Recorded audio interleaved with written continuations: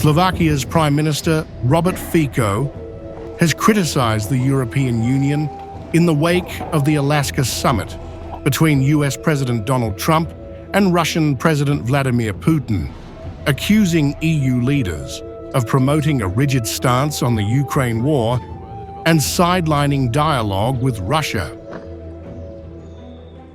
In a Facebook video, Fico argued that the war in Ukraine has historical roots and we must speak equally about security guarantees for both Ukraine and Russia. He suggested that EU policymakers are pushing a one-sided narrative that unfairly isolates Russia, comments quickly highlighted by Russian state media seemed to erase the single mandatory stance on the war so firmly promoted by the Biden administration and still pushed by a group of powerful players in the European Union. He added the meeting held up a mirror to those European leaders who wish for a new Iron Curtain between Europe and Russia. Fico claimed the summit accomplished several tasks, rejecting the EU's black-and-white portrayal of the conflict and helping kickstart the standardization of relations between Russia and the United States.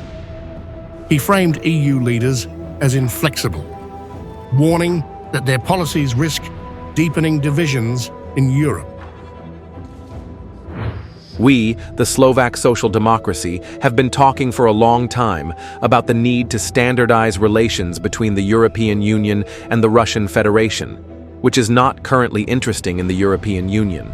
And thirdly, the US president confirmed that he views the world events through pure American pragmatism and the support of his own American allies.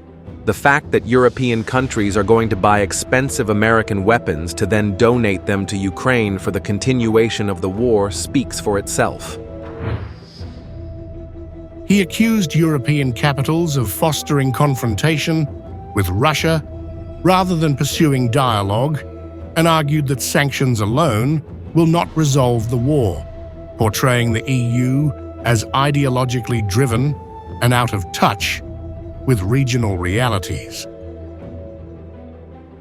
Fico's comments follow the Alaska summit, where Trump and Putin reportedly discussed trading unoccupied Ukrainian territories for a peace deal, though no ceasefire was reached. By highlighting the EU's rigid stance, Fico positioned himself as a critic of Brussels' approach and a proponent of pragmatic engagement with Moscow. Known for opposing military aid to Kyiv and advocating closer ties with Russia, Fico now casts Slovakia as a NATO member challenging EU consensus.